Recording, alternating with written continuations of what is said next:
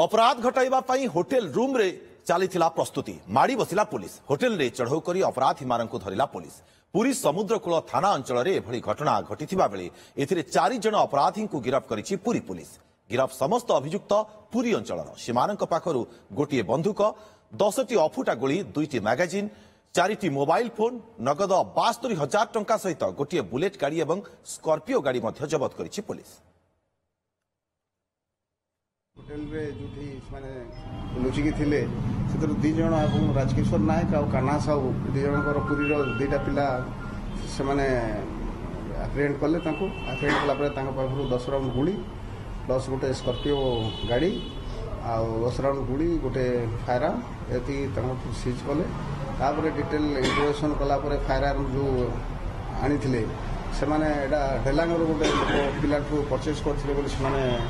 disclose कले Partha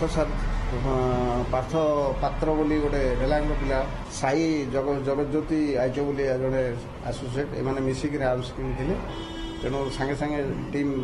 special team formation करा जाए डीएसपी सिटी को नेतृत्व में सांगे सांगे ताकू आपण जटणी आ ढेलांग एरिया